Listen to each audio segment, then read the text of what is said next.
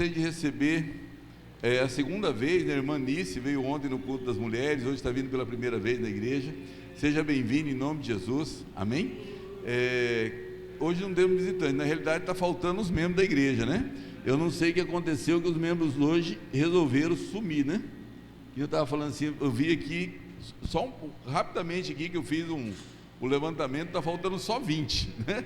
Então eu estava preocupado, né? Mas Deus sabe, né, a situação de cada um, e eu tenho certeza que o Senhor é quem dirige todas as coisas, é o Senhor quem vai falar no coração dos irmãos. Só lembrando, né, nós queremos começar, irmãos, na semana que vem, no próximo domingo, nós queremos começar uma campanha de 10 semanas, 10 semanas conquistando a terra prometida, que é a nossa alma, conquistando a nossa Canaã, né? Conquistando a nossa Canaã, que vai ser o tema dessa campanha, 10 domingos seguidos, né? Nós vamos falar a respeito do livro de Josué, que nós já falamos anteriormente, e nós queremos relembrar essas lições, porque essas lições vão trazer grandes ensinamentos para nós, né? Que é um processo de você conquistar a vida e a vida em abundância que o Senhor promete para nós. Quando Deus fala, olha, Jesus diz, né, eu vim para que tenham vida e vida em abundância, o Senhor, ele deixa algumas coisas para nós, né? E eu quero ministrar a respeito desse texto, né, os textos de Josué, e eu sei que grandes coisas o Senhor vai fazer nesses dias. Então, esteja incomodando aqueles irmãos que estão meio sumidos da igreja, aqueles irmãos que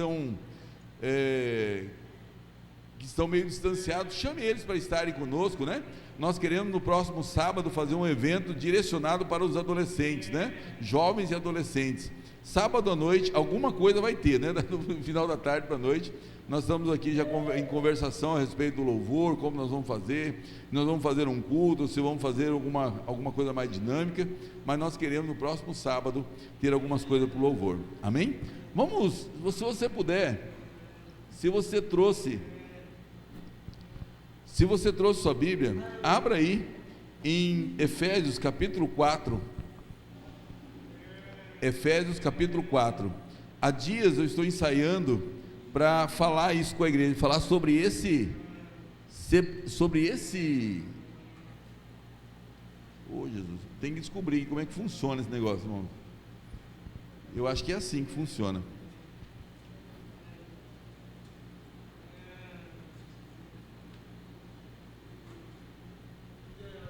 Eu acho que é assim que funciona.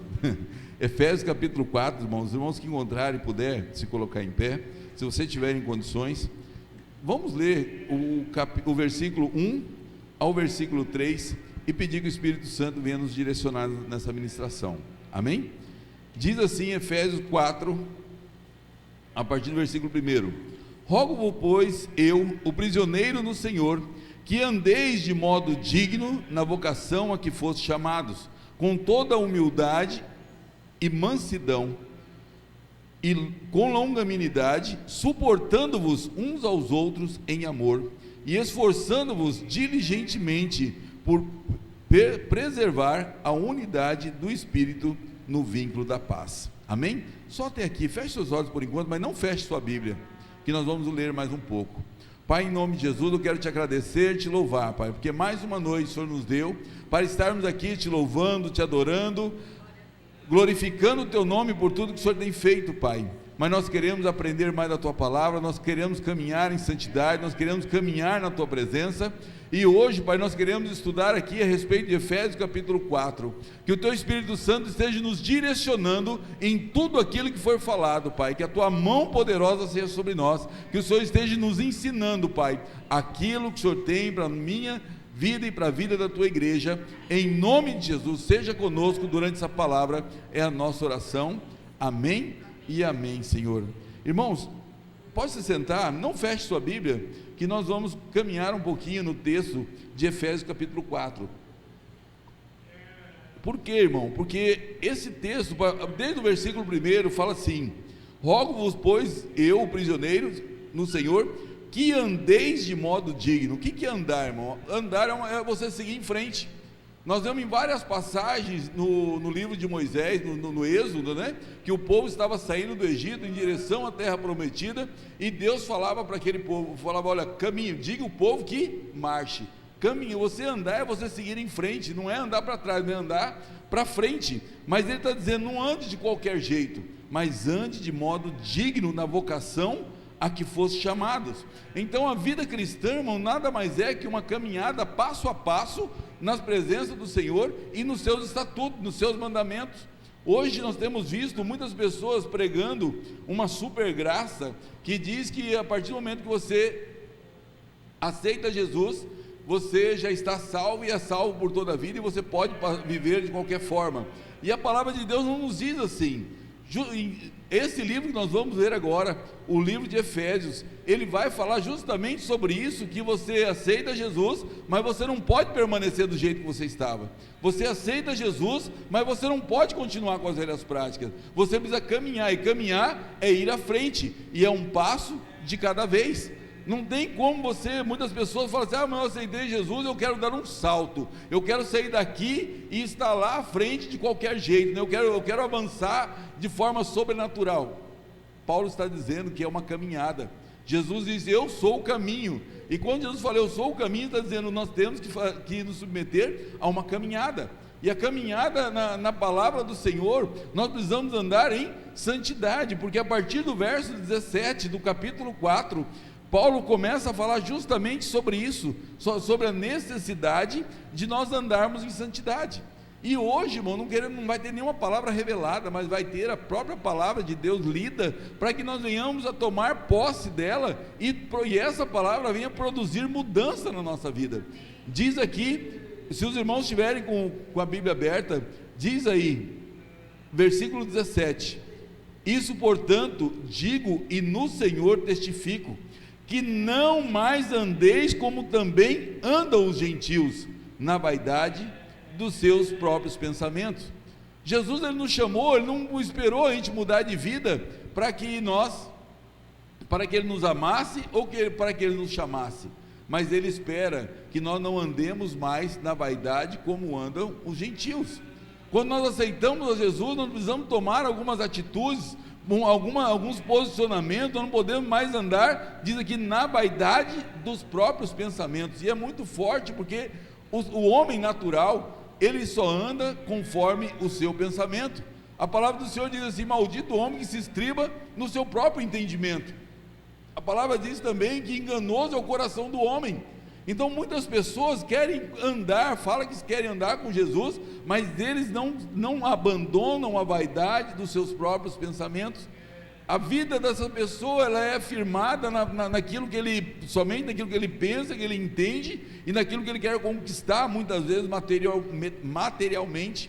Ele não pensa num crescimento espiritual, mas ele pensa simplesmente num crescimento financeiro, porque aí entra a vaidade dos próprios pensamentos. Essa semana nós pregamos na emissora de rádio lá, um texto quando Jesus chama aqueles homens para trabalhar na seara, e lá na seara, quando ele chama um bem cedinho, outro mais perto do meio-dia, e chama outro lá no final do dia, e na hora de acertar as contas, Jesus, contando essa parábola, diz que o Senhor da seara mandou o encarregado fazer o acerto, e mandou chamar os últimos primeiro, e aos últimos deu 1 denário. E aí os demais, diz assim, que quando os outros acharam que ia ganhar mais, e começaram a murmurar contra o dono da seara, porque eles esperavam que ia ganhar mais. E aqui nós temos uma expectativa do coração humano, porque esses homens foram contratados para ganhar 1 denário. Quando eles viram que o que trabalhou menos ganhou a mesma coisa que eles começaram a murmurar, e começaram a dizer, eu pensava que era assim, eu pensava que tinha que ser diferente. E a nossa vida, no nosso dia a dia, nós andamos muitas vezes nas nossas vaidades, nos pensamentos. Eu queria que fosse assim, eu queria que fosse daquela forma, eu queria que Jesus trabalhasse desse jeito, eu queria que acontecesse tantas coisas, né? Mas muitas vezes é tudo na nossa vaidade. Eu queria comprar um carro novo, eu queria comprar uma casa nova, nem que fosse uma bicicleta nova. Tem pessoas que vivem naquela vaidade, que ele quer comprar alguma coisa, ele quer ter alguma coisa para dizer que tem. Deus não condena a riqueza, meu irmão. Deus não condena a riqueza é bênção, mas nós não podemos deixar a vaidade entrar no nosso coração, e nós fazermos as coisas por vaidade. E olha o que ele diz aqui, que ele fala aqui, a vaidade dos nossos próprios pensamentos. E eu separei um trecho aqui, que fala em Isaías capítulo 55, eu até falava para os irmãos não desmarcarem em Efésios, que nós vamos continuar em Efésios, mas lá em Isaías 55, 8, diz assim: porque os meus pensamentos não são os vossos pensamentos, nem os vossos caminhos, os meus caminhos, diz o Senhor. Deus, ele pensa diferente de nós. Muitas vezes aquilo que nós estamos pensando que é certo, para Deus é errado. E quando nós nos convertemos, nós precisamos buscar nele a direção, falar: Senhor, é esse o caminho que o Senhor quer que eu ande? É essa direção que o Senhor quer que eu siga, né? Diz ainda no versículo 9: porque assim como os céus são mais altos do que a terra, assim são os meus caminhos mais altos do que os vossos caminhos, e os meus pensamentos, diz o Senhor, mais altos do que os vossos pensamentos. O pensamento de Deus é muito além do nosso. Nós vivemos a nossa vaidade, nós vemos a nossa situação naquele dia que nós estamos vivendo, mas Deus está vendo muito além. Deus tem planos, tem projetos para nós a longo prazo. Ele não está pensando em nós só naquele imediatismo. Ele quer ver o nosso futuro, Ele quer algo a mais de nós. Mas muitas vezes, por conta da nossa vaidade, nós vemos somente aquela hora. Nós queremos ter o prazer naquela hora, nós queremos viver aquele momento, mas não levamos em conta os planos de Deus para a nossa vida.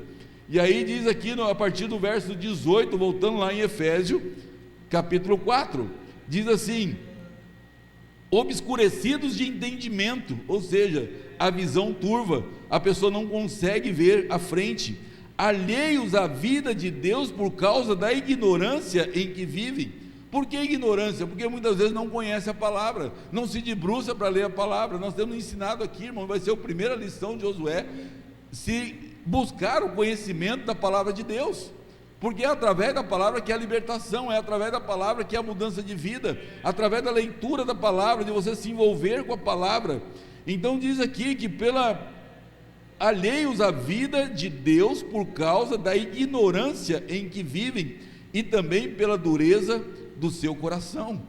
Muitas vezes, irmão, nós passamos por luta, nós passamos por dificuldade, porque o nosso coração está preso na vaidade e endurecido, e aí a gente não se abre para aquilo que Deus quer fazer, a gente não se abre para o novo de Deus, né? Aí diz no versículo 19: os quais, tendo se tornados insensíveis, se entregaram à dissolução, para com avidez cometerem toda sorte de impureza. Irmãos, olha que interessante, a palavra está dizendo aqui, que quando nós deixamos a vaidade subir no nosso coração, quando nós damos ouvido ao nosso próprio entendimento, quando nós damos ouvido a essas paixões desenfreadas, quando nós dermos por conta, o coração vai estar endurecido, e nós estaremos insensíveis à palavra de Deus.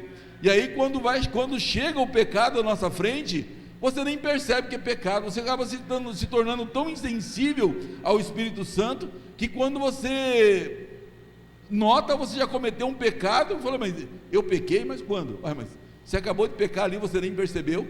A pessoa se torna tão insensível à voz de Deus, que de repente ela mente, ela engana, ela comete adultério, ela fala palavrão, e não está nem prestando, não está nem percebendo. Por quê? Porque ela se tornou insensível à presença do Espírito Santo, ela se tornou insensível ao agir de Deus.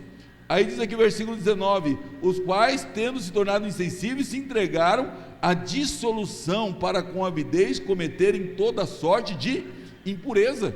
Quando a pessoa endurece o coração, irmão, para a palavra de Deus, ela está abrindo a porta para o inimigo.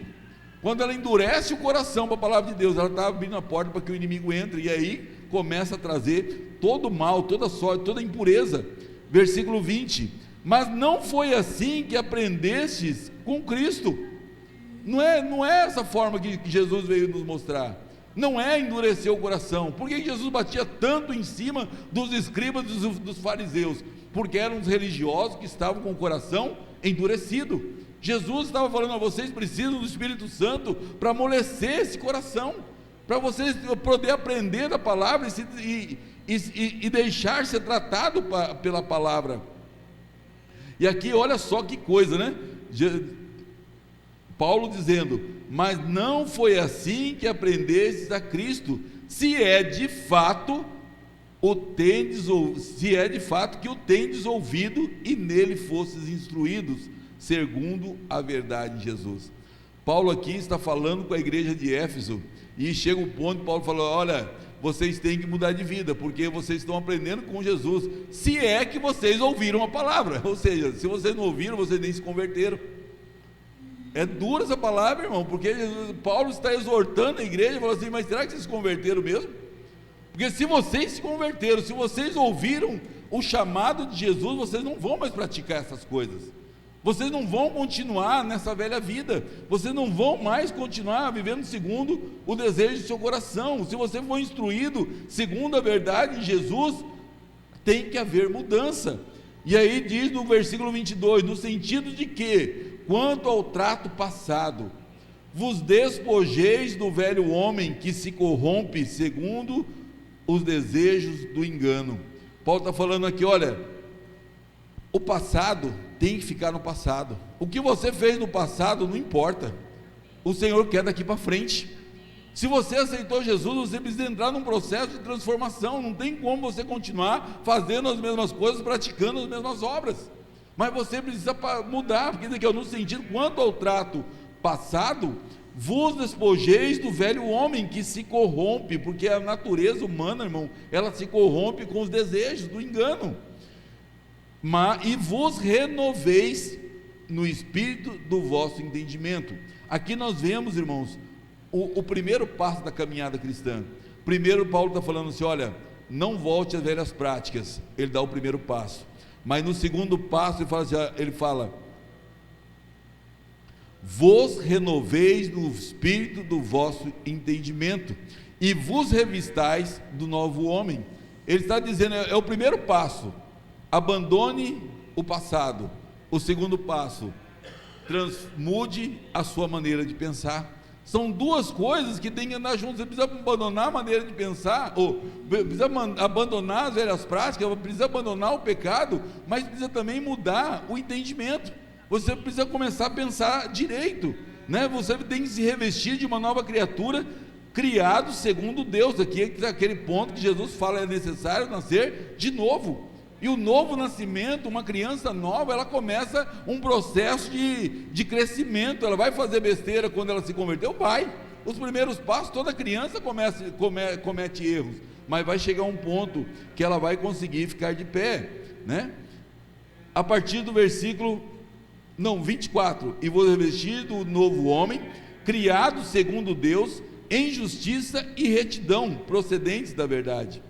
Olha só, agora olha o passo da vida cristã. Diz assim: por isso, deixando a mentira, um passo, esticou, deu a primeira perna, mas em contrapartida, fale cada um a verdade ao seu próximo.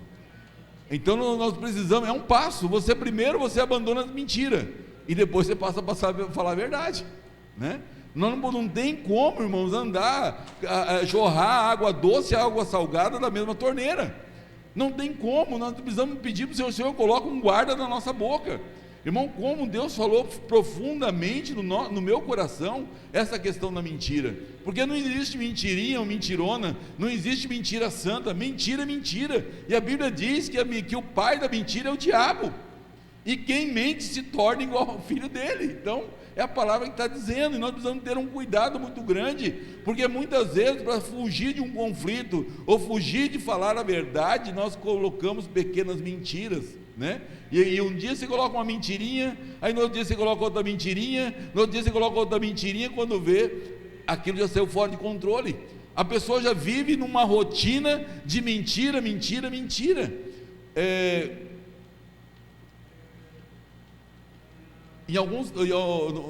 No trabalho, quando eu estava na ativa, nos meus últimos anos, no setor que eu trabalhava, tinha um negócio que a gente chamava de história de cobertura. O que era história de cobertura? Era você contar uma história para poder ir atrás de uma informação que era de utilidade da segurança pública.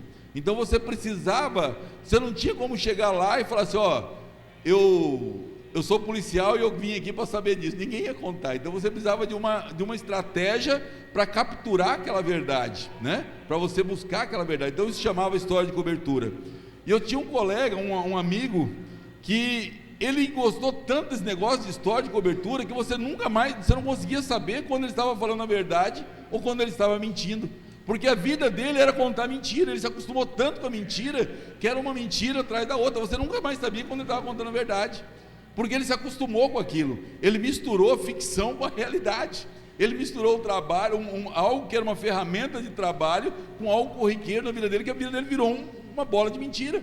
Você nunca conseguia, quando ele falava alguma coisa para você não tinha como acreditar, porque a mentira acabou se tornando parte da vida dele. Então Paulo diz aqui, corrigindo a igreja de Éfeso: deixa a mentira, mas passe a falar a verdade, cada um com o seu próximo, porque somos membros um dos outros. Nós não podemos mentir um para os outros, nós não podemos viver de mentira, não podemos acobertar as coisas. Nós precisamos falar a verdade, a verdade pura, que você talvez vai passar um constrangimento ali, né? Você falando a verdade, talvez você vai até criar uma inimizade, mas vai ser momentâneo, né? Olha, irmão, você me perdoe, mas eu preciso falar isso, né? Eu não tenho como mentir. Nós precisamos então falar a verdade com o próximo. O outro passo diz assim: irai-vos, mas não pequeis, né? Ire, você pode até se irar, nós somos feitos de carne e osso, irmão, nós temos sentimentos. Muitas vezes você vai se deparar com situações que, quando você vê o estopim bateu lá em cima, né? Você fala, meu Deus, a ira já sobe, né? Aqui você fica nervoso, você fica agitado, mas a Bíblia te orienta: você pode irar, mas não peque, né? Não deixe que a ira te domine, não deixe que a ira te tire de controle, não deixe que a ira venha fazer com que transtornar o seu coração. Diz aqui, não se põe o sol sobre a vossa ira, porque quando você deixa o sol se pôr sobre a ira, ou você fica alimentando a ira no seu coração, você fica alimentando a mágoa, você fica alimentando pensamentos malignos, olha o que acontece no versículo 27, você acaba dando lugar ao diabo.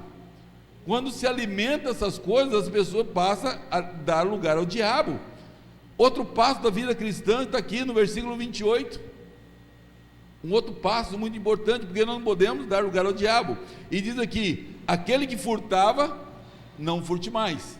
Mas ele dá o outro passo: antes trabalhe fazendo com as próprias mãos o que é bom, para que tenha com que acudir o necessitado. Irmãos, é muito grave isso. Nós precisamos entender que nós precisamos mudar o comportamento, nós precisamos mudar a maneira de pensar. Aquele que furta, não furte mais. Tem pessoas, né? Até eu não lembro quem que me contou essa parte. Quando nós falamos em furto, muitas vezes a pessoa fala: não, é só pegar coisa alheia, é roubo, é assalto, né? Mas tem muitos furtos discretos, né? Tem pessoas que como gostam de gato, rapaz, mas não é o bicho gato, é o gato na água, é o gato na luz, né? E é uma forma de furto, você está se apropriando de algo que não é seu, né? Eu conheço pessoas que ele fala: não, eu acho que eu tenho que pagar tanto de luz. Eu tenho uma pessoa que é do meu círculo de amizade que fala: eu tenho que pagar tanto de luz. Aí ele tem um dispositivo lá, que ele vai lá dia tal, ele aperta no relógio e ele fica esperando, marca tantos dias até que o rapaz da concessionária, aí ele solta, né? Para continuar rodando. Ele marca, ele cuida todo mês, ele cuida o cara da água e o cara da luz, porque ele fala: não, a luz está muito cara, é direito meu pagar só tanto, né? Ele gasta 3 tanto, mas ele só quer pagar tanto, né? E tem pessoas que fazem isso com naturalidade, irmão. Muitas vezes tem coisa no local de trabalho, e ele fala assim: está sobrando, o patrão não liga, eu vou levar para mim, né? O patrão deu bobeira lá, eu peguei para mim. Acha um celular na rua, em vez de manter ligado para esperar o dono ligar, não, já arranca, já bota o próprio chip, né? Irmão, está se apropriando indevidamente. Mas o que a palavra do Senhor está dizendo aqui? Aquele que furtava, não furte mais, abandone essas práticas que não convêm. Antes trabalhe fazendo com as próprias mãos o que é bom, para que tenha com que acudir o necessitado, porque quando você trabalha com as suas próprias mãos, o seu celeiro prospera. Olha o versículo 29, olha que coisa interessante: não saia da vossa boca nenhuma palavra torpe, e sim unicamente a que for boa para edificação, conforme a necessidade, e assim transmita graça aos que ouvem. Está dizendo: olha, primeiro, não saia da vossa boca uma palavra torpe, mas saia a palavra de bênção da sua vida. Abençoe a pessoa que está à sua volta. É interessante que muitas vezes a pessoa está com problema, a primeira coisa que ela faz é xingar, é maldizer, é amaldiçoar. E nós precisamos entender que o Senhor, Ele quer que a nossa boca seja instrumento de bênção e não de maldição. Deus quer que a nossa boca saia da nossa boca a palavra de vida e não de morte. E muitas vezes nós nos perdemos, né? Por isso que o salmista Davi falava: olha, Senhor, coloque um guarda na minha boca para que eu não peque contra ti. Irmão, pensa como a nossa língua, irmão, pode pecar. Até esse dia minha esposa estava puxando minha orelha, falando: querido, abre o olho, você anda falando demais. Eu falei: ai, aleluia, obrigado pela correção, papai, né? Porque eu sei que eu estou precisando botar um guarda na boca, porque às vezes a gente acaba falando demais.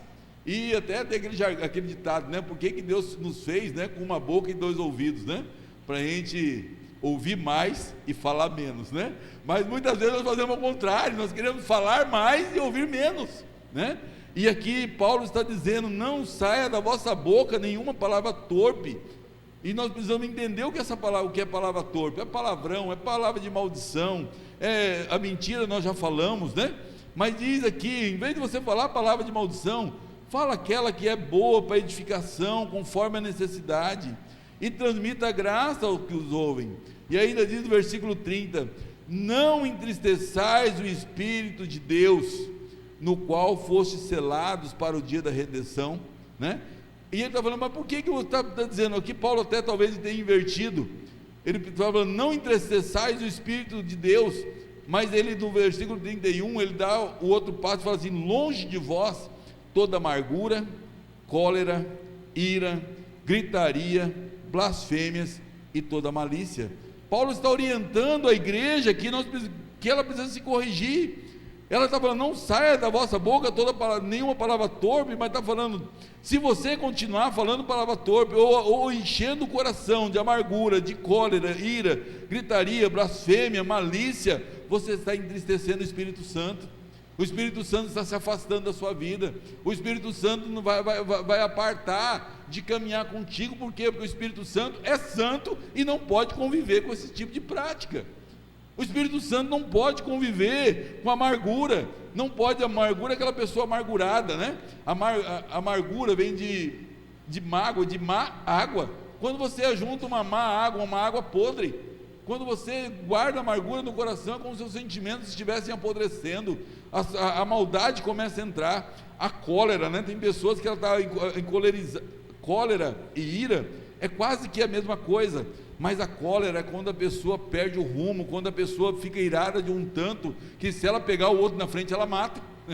Já viu pessoa encolerizada, que ela fica com tanta ira, a ira é tanta, que ela entra num estado de cólera, se o outro passar na frente, é perigoso ela desferir a faca, né? É perigoso ela dar uma facada, é perigoso ela dar uma paulada, porque o negócio ferveu, né? E a Bíblia diz: ireis, mas não pequeis. Nós precisamos estar atentos para esses detalhes, irmão. Tira no meio de vocês a gritaria. Tem casa, irmão, que é complicado. Você chega na casa, um grita daqui, outro grita de lá, e sai, vai, vem, aquela gritaria, aquele piseiro dentro da casa. Como que o Espírito Santo vai habitar ali, né? Nos corações com tanta gritaria, que não se tem paciência de falar com ninguém. Ninguém consegue, um não consegue falar com o outro se não for gritando, se não for esbravejando. E tire do meio de vocês toda a malícia, né? Não ficar falando a malícia, aquele negócio de você talvez até usar de engano com o outro. Tem pessoas que são maliciosas, né? Tem pessoas que só usam palavras de duplo sentido, e o Senhor está falando: tira essa coisa da sua vida. Eu tenho na minha família em São Paulo, eu estou até gravando, né? E eu mando lá para eles. Depois eu vou ter que editar isso aqui. Na minha família, irmão, pensa um povo, né? Malicioso. Ele vem falar com você, é tudo palavra de duplo sentido. Tem pessoas que vão falar com a gente, é tudo duplo sentido. Você acha que a pessoa está falando uma coisa, quando ele está falando outra, né? A pessoa está com maldade com você está falando um negócio tão na simplicidade, na singeleza de coração, quando você vê a outra pessoa está, como a gente fala, maldando, né? Está maldando. A pessoa está com malícia, está com segundas intenções, né? E nós precisamos tirar isso do nosso coração. E o versículo 32 nos aconselha no outro passo: sede uns para com os outros benignos. O que é ser benigno? É ser bom, compassivo, perdoando-vos uns aos outros, como também Deus em Cristo vos perdoou. Irmão, como é difícil falar de perdão, porque o perdão é complicado, e que o nosso coração não deseja perdoar ninguém. Cada um que faz uma graça para nós começa a alimentar uma raiva, e você acaba ficando com vontade, sabe, de dar o troco, de se vingar. Você não quer liberar o perdão, mas a palavra do Senhor está dizendo: nós precisamos perdoar uns aos outros, porque Cristo nos perdoou. E lá na oração do Pai Nosso diz que se nós não perdoamos, nós não somos perdoados. Ou seja, se você não perdoar o seu irmão, você vai reter a sua própria bênção. Muitas pessoas estão sofrendo, porque diz lá na parábola, né, do credor compassivo, diz lá que quando nós não perdoamos, nós somos entregues nas mãos dos atormentadores. Tem pessoa que não tem paz, porque muitas vezes não libera perdão. E aí Paulo continua no capítulo 5, dizendo: sede, pois, imitadores de Deus, como filhos amados, né? A palavra diz: e andai em amor, como também Cristo nos amou e se entregou a si mesmo por nós, como oferta e sacrifício a Deus em aroma suave. Nós precisamos aprender com Cristo. Jesus disse lá: aprendei comigo que sou manso e humilde de coração. Jesus, Ele é o nosso mestre, Ele que nos ensina. Por isso nós temos que vir para a palavra e colocar a nossa vida de acordo com a palavra de Deus. Não é esperar que a palavra de Deus se molde a nossa, que a nossa vida se molde a palavra, mas é a palavra de Deus que vai moldar a nossa vida. Nós precisamos andar segundo as Escrituras. E aqui continua o capítulo 5, no versículo 3: mas a impudicícia e toda sorte de impurezas ou cobiça nem sequer se nomeie entre vós, como convém os santos. Olha só, Paulo, ele é tão duro aqui, que ele diz: olha, essas impurezas, até mesmo cobiça. O que é cobiça, irmão? Cobiça é interessante. Cobiça é você cobiçar, é você desejar a coisa do outro. E isso é muito complicado, irmão, porque tem pessoas que ela olha para o carro do outro, ela quer o carro do outro. Talvez ela tenha até algo melhor, mas ela viu o outro, ela quer o do outro. Ela quer a roupa, ela quer a pessoa, estou dizendo, não estou falando homem e mulher não, estou falando a pessoa. Ela cobiça a roupa, ela cobiça a esposa, cobiça o marido, tudo que o outro tem, ela quer ter. E lá é uma das primeiras leis, lá no Antigo Testamento, em Êxodo 20, não cobiçará nada que é do seu próximo. E Paulo está alertando a igreja aqui, porque a cobiça mata a pessoa. A cobiça, aí as pessoas falam: mas o outro lá tem olho grande, está cobiçando, que eu estou sendo prejudicado. Não, a pessoa que é cobiçosa, ela está matando ela mesma, porque é um dos graves pecados. A cobiça é um pecado grave, irmão, né? E a palavra do Senhor diz: tira do seu meio a cobiça, e nem sequer nomeie entre vós, como convém aos santos. E aqui Paulo está dizendo como convém. Muitas coisas talvez não está nem na lei, mas nos convém nos abster, convém a gente se separar, convém a gente tomar distância, convém a gente se separar de determinados relacionamentos que vai nos levar a esses sentimentos. Olha que coisa interessante aqui o versículo 4, irmão. Por isso que eu estava dizendo que essa aqui não é a palavra revelada. Aqui praticamente a palavra está dizendo tudo aqui que o Senhor espera de nós. Está dizendo: tire do meio de vós, né? Nem conversação torpe, nem palavras vãs ou chocarrices. O que seria chocarrice, irmão? Chocarrice, irmão, é aquelas piadas podres. Já viu aquelas pessoas que contam aquelas piadas mais cabulosas, né? As piadinhas podres, irmão, que é piada de sexo, é piada dos homossexuais, é piada da prostituta, é as piadas podres. Nem se nomeia no nosso meio, o Senhor está dizendo aqui. O que seria conversação torpe, né?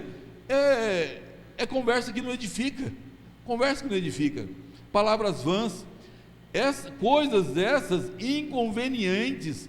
Antes, pelo contrário, fale com ações de graças. Sabeis, pois, isso: nenhum incontinente ou impuro. O que seria um incontinente? Uma pessoa descontrolada, uma pessoa incontinente, uma pessoa que não se contém, uma pessoa que não se domina. Isso é uma pessoa incontinente, né? Quando a Bíblia fala que um dos frutos do Espírito Santo é o domínio próprio, aqui está dizendo um incontinente, uma pessoa que não se contém, uma pessoa que não tem domínio próprio. diz lá, nenhum incontinente, ou impuro. O que seria impuro, irmão? Pessoas que estão ali enlaçadas pelos pecados, principalmente da sexualidade, né? Impureza geralmente, quando Jesus fala, é a respeito da impureza sexual. A maior parte da impureza é impureza sexual, ou também impureza espiritual, quando a pessoa se liga a consagrações com o espírito maligno, acaba sujando o seu espírito. A impureza sexual, você macula o seu corpo, e muitas vezes laço com o ocultismo, você se torna impuro a nível espiritual. Aí fala, ou o avarento. O que seria o avarento, irmãos? O avarento é o amor ao dinheiro. Irmão, ter dinheiro não é problema. O problema é a pessoa amar o dinheiro, porque a Bíblia diz que o amor ao dinheiro é a raiz de todos os males. Uma pessoa avarenta é aquela pessoa que não consegue dar nada para ninguém, é aquela pessoa que muitas vezes é o próprio filho passando necessidade e não abre a mão, é aquela pessoa que muitas vezes é a esposa precisando de uma roupa nova, e o cara não dá, o cara deu dinheiro, mas não, daqui eu não mexo, daqui eu não tiro. Eu conheci uma pessoa que era tão avarenta assim, que ela gostava de estar com o dinheiro no bolso, para ela tirar e contar, para ver quantos tinha. Chegava na hora do almoço, era uma pessoa autônoma, chegava na hora do almoço, ela tomava uma tubaína e um pacote de bolachinha, para não gastar o dinheiro, porque ela queria botar a mão no bolso, pegar o dinheiro, está contando, eu tenho isso aqui, ó, né? Ele pensa numa pessoa que era o amor ao dinheiro. A pessoa muitas vezes tem avarenta, irmão, é complicado. A pessoa não quer, quando fala em fazer uma oferta, misericórdia, a pessoa se escandaliza. Ser dizimista, então, nem pensar, né? Porque a pessoa ela é avarenta, ela ama o dinheiro.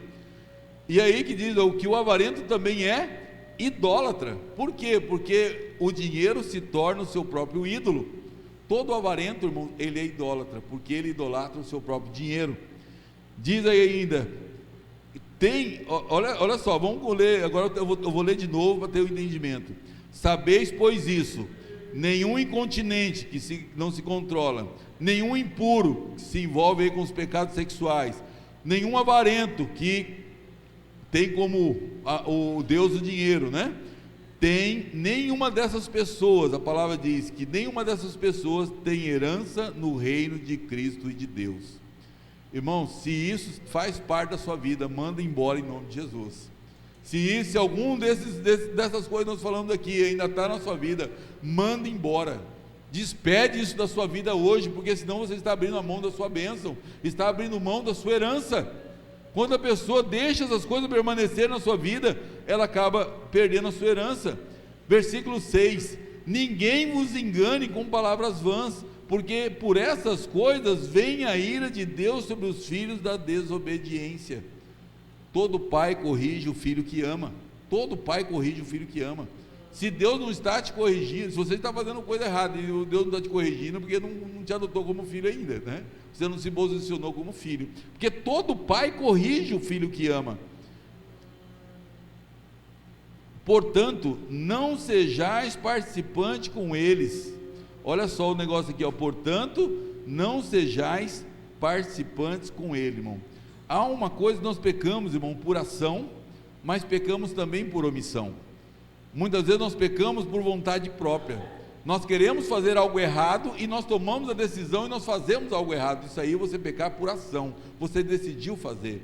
Mas você peca muitas vezes por omissão, quando você sabe que o outro está fazendo algo errado e você compactua com ele. Você sabe que ele está fazendo errado e você continua deixando ele fazer errado e ainda fala, olha, eu não falo para ninguém, né? Eu vou me calar, né? Você acaba compactuando.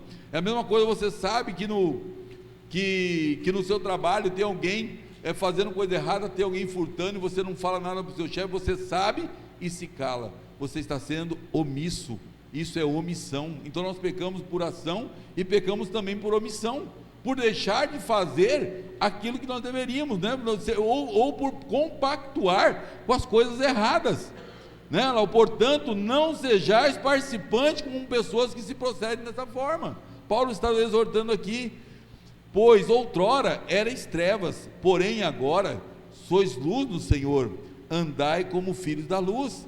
Jesus está falando: olha, antigamente você estava em trevas. A palavra do Senhor diz que quando nós aceitamos Jesus, o Senhor nos tirou do império das trevas e nos trouxe para o reino da luz. E quando Ele faz isso, não tem mais como conviver luz e trevas. Se nós agora fizermos um teste agora, se for ali e apagar todas as luzes, aqui haverá trevas, né? Estará tudo no escuro. Mas a partir do momento que ligar todas as tomadas, a hora que a luz chega, a treva vai embora. Não tem mais como andar junto, compactuar, não tem como você conviver com essas coisas, né? Você vai sair do mundo? Não, mas você vai se abster de ser cúmplice delas. Olha aqui, ó: não sejais cúmplices nas obras infrutíferas das trevas, antes porém, olha lá, primeiro fala, não seja cúmplice, mas o que você pode fazer? O que você tem que fazer? Reprovai-as, né? Você não pode ser conivente, você não pode aprovar essas coisas, você não pode falar: ó, está tudo certo, não dá nada não, né? Você não pode ser conivente, porque o que eles fazem em oculto, o só referir é vergonha, diz a palavra de Deus. Mas todas as coisas, quando reprovadas pela luz, se tornam manifesta, porque tudo que se manifesta é luz. Irmão, olha só: mas todas as coisas, quando reprovadas pela luz, se tornam manifesta, porque tudo se manifesta na luz. Irmão, nós temos orado aqui na igreja para que Deus venha trazer à luz aquilo que está em oculto.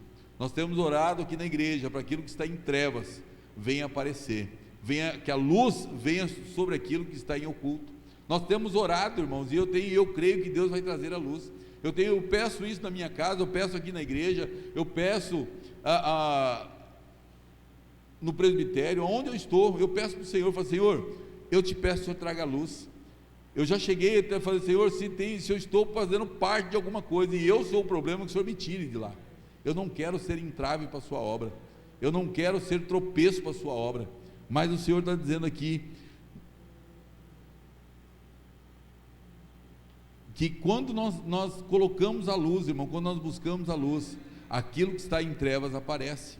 O pastor José Maurício, nós temos um DVD que fala sobre crenças, e na pregação do pastor José Maurício, ele conta um negócio a respeito de unção, né? Quando você vem para a igreja, irmão, e você resolve a fazer algo na obra do Senhor, se você tem alguma coisa encoberta, se prepara que vai vir à tona. Se prepara, porque quando a unção vem, a unção queima o pecado.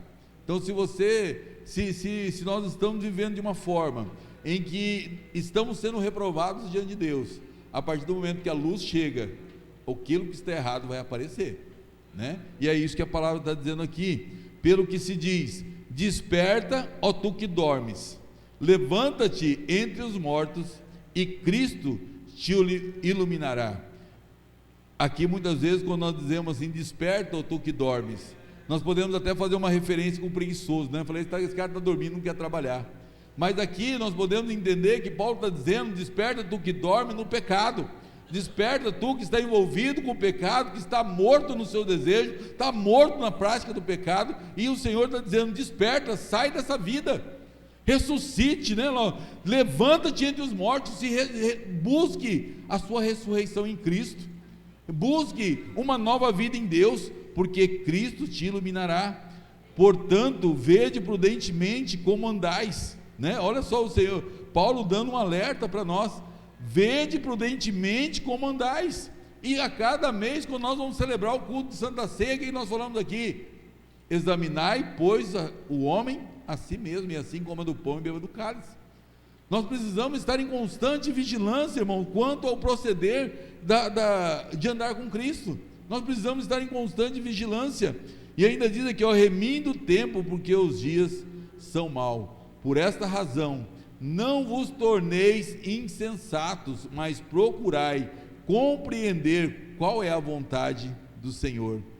Olha só, e Deus ainda vai falando mais aqui, o apóstolo Paulo: e não vos embriagueis com vinho, no que há dissolução, mas enchei-vos do Espírito, falando entre vós com salmos, entoando e louvando de coração ao Senhor, com hinos e cânticos espirituais, dando sempre graças por tudo ao Senhor Deus e Pai, em nome de nosso Senhor Jesus Cristo, sujeitando-vos uns aos outros no temor do Senhor.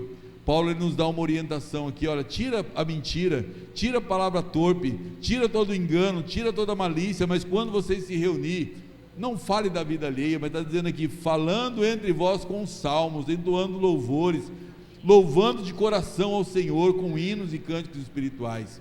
É impressionante, irmão, como muitas vezes a pessoa é envolvida pelo círculo da fofoca, e aí quando você vê, quando você mal percebe, você está fazendo parte de um contexto de fofoca, de conversa, de diz que me diz que, o Senhor está falando, não, irmãos, quando vocês se reunirem, não gaste seu tempo com isso não, mas louve a Deus, glorifique a Deus. Irmão, é tão gostoso, né? É quando nós se reunimos, e muitas vezes tem um irmão que toca um violão, né? E de repente um pega um violão e já puxa uma canção, o outro já canta aqui, o outro canta ali. É tão gostoso, irmão, quando nós fazemos uma reunião, podemos fazer uma reunião em família, né? E de repente um puxa um violão lá, canta, adora o Senhor, glorifica o nome do Senhor. E é isso que Paulo está nos orientando aqui, porque nós precisamos se sujeitar um ao outro no temor do Senhor e preservar a nossa santidade. Paulo escreveu para a igreja de Éfeso. A igreja de Éfeso foi discipulada por Paulo, pelos apóstolos, e nós hoje, 2000 anos depois, será que nós não precisamos ser discipulados? Será que nós não precisamos ser orientados? Será que nós não precisamos ser corrigidos? Será que nós não precisamos ouvir essas exortações e colocar a nossa vida de acordo com a palavra de Deus? Eu sei que nós precisamos, irmãos, e é por isso que o Senhor me colocou no meu coração, e eu estou preparando, não é nem um sermão, mas eu estou preparando para ler com a igreja esse capítulo faz 3 semanas, que eu estou meditando nele. Meu Deus, eu sei que o Senhor quer que eu fale esse capítulo, eu não sei o que eu vou falar, mas eu estou lendo o texto constantemente, para que o Senhor venha falar com a igreja, e a igreja venha buscar a santidade, a igreja venha buscar esse novo tempo, porque nós começamos o capítulo 4 dizendo: rogo ao Senhor que andeis de modo digno da vocação a que foste chamados. O Senhor, Ele quer te chamar, Ele está te chamando, Ele já te chamou para andar de modo digno, com a santa vocação para com que Ele te chamou. Amém? E eu gostaria de convidar você, meu irmão, minha irmã, se você pudesse colocar em pé, que nós queremos cantar uma canção, Já Estou Crucificado. Cantar uma canção, e eu gostaria que você colocasse a sua vida na presença do Senhor.